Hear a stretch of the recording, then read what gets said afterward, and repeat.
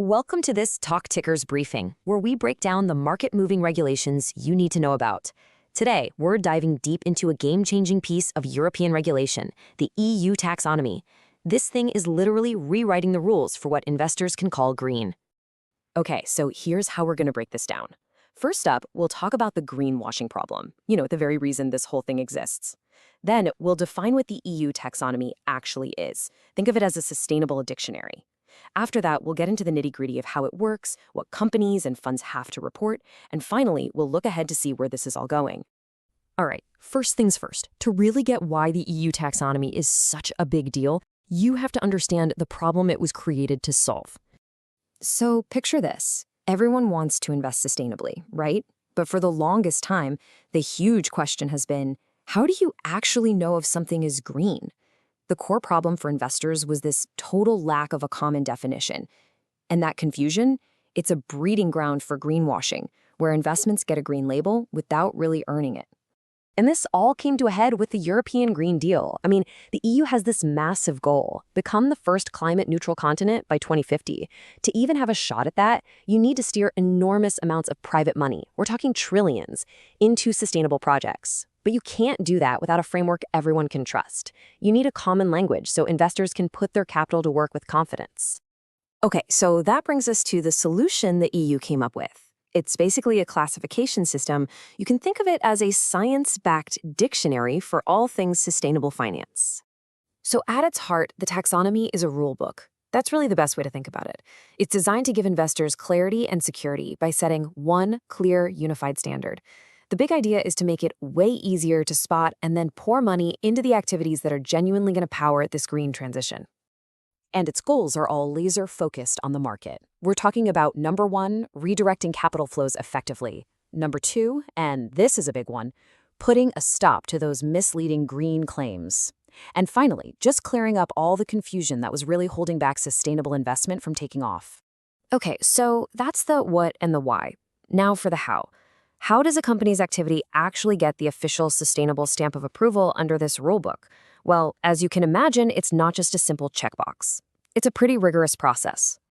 So the very first hurdle is this. For an activity to even get in the door, it has to make a substantial contribution to at least one of these 6 environmental objectives. And these are the big ones, right? From climate action all the way to protecting our ecosystems. But making a contribution is just step one. There are actually 3 critical tests to pass. First, you have to substantially help one of those 6 objectives.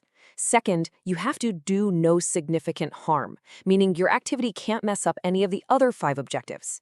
And third, you have to meet minimum social standards, basic human and labor rights. It's a really holistic approach. It's not enough to just be good in one area. Okay, this is a really, really important distinction for investors to get. Eligible versus aligned. An activity can be eligible just because it's in a sector the taxonomy covers, like building construction, for example.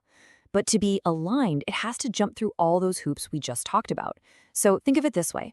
Eligibility is the potential opportunity, but alignment is the verified sustainable reality.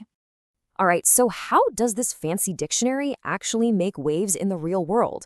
Well, the taxonomy isn't just some friendly guide. It comes with some serious, mandatory reporting requirements. What this means is that large companies and, importantly, financial market participants, think asset managers, are now legally required to report just how much of their business is taxonomy aligned. For a regular company, that means looking at their revenue, their capital spending, and their operational costs. For an investment fund, it means looking right into their portfolio and disclosing that alignment percentage. And here's where it gets really interesting, because these regulations don't exist in a vacuum. They link directly with another key piece of legislation, the SFDR. The taxonomy provides the what. It's the dictionary. Then the SFDR provides the how. It's the rule that forces financial products to actually report their alignment percentage using that dictionary. They work hand in glove. Okay, for our last section, let's look at the road ahead. We'll check out the implementation timeline and see what the future might hold for taxonomy alignment as this whole system really starts to bed down in the market. So this whole thing has been rolled out in phases. The first reports just focused on eligibility, but the big change happened this year, in January 2024. Now, for the first time, companies have to report on full alignment. This is huge because it means we're just now starting to get the really detailed, meaningful data. We're entering a new era of transparency. And looking forward, there are a few key things that are expected to really push those alignment numbers up. First, we're going to get way better corporate data, thanks to the new Corporate Sustainability Reporting Directive. At the same time, you've got investors demanding more and more truly sustainable products. And you've even got regulators thinking about setting minimum green thresholds for fund labels. So the pressure to align is definitely ramping up. So, what's the verdict? Well, the general feeling is one of cautious optimism. Alignment numbers are starting from a pretty low base, which makes sense given how new this is. But the trajectory is clearly pointing up. We're not expecting some overnight transformation, but progress will be steady. In fact, some of the leading sustainable funds are already getting into the double-digit alignment figures, and they're really setting the pace for everyone else. So, let's bring it all home. What's the key takeaway? For you, the investor. It's this. Taxonomy alignment is just getting started, but it is absolutely poised to become the central metric for sustainability performance in Europe.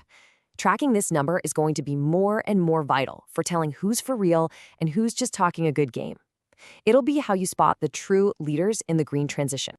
This is not financial advice.